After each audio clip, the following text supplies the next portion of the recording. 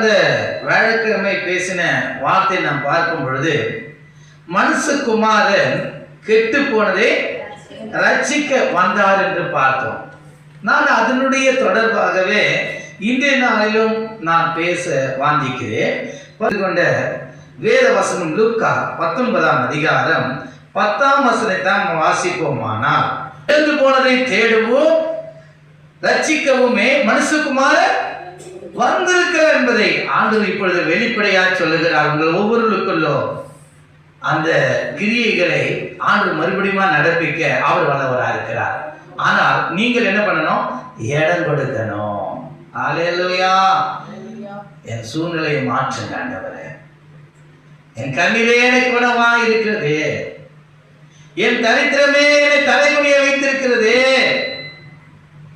எனக்குள்ளே காணப்படுகிற பலவீனமே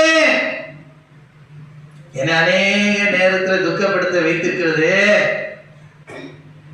என்று கவலையோடு இருக்கிற உங்களுக்கு ஒரு ஆறுதலான வார்த்தை, எழுந்து போனதை தேடும் ரட்சிக்குமே மனுஷகுமாரன் பூமியில இந்த வந்திருக்கிறார். உங்களை தேடி வந்திருக்கிறார். அவருக்கு நீங்க செவி கொடுங்க, ஆண்டவரத்துல கேளுங்க, ஆண்டவர் உங்களுக்கு உதவி செய்வார்.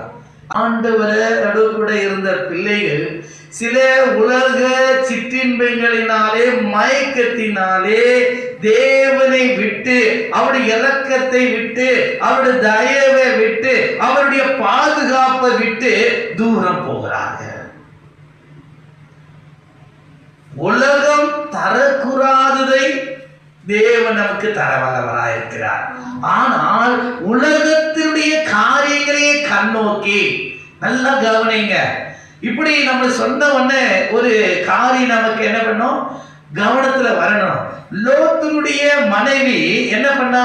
அந்த தூதர்கள் வந்து சொன்னாங்க, நீங்க என்ன பண்ணுங்க, பின்னிட்டு பாராம எனக்கு அந்த மலைக்கு ஓடி போங்கன்னு சொன்னாங்க. நல்ல கவனிங்க.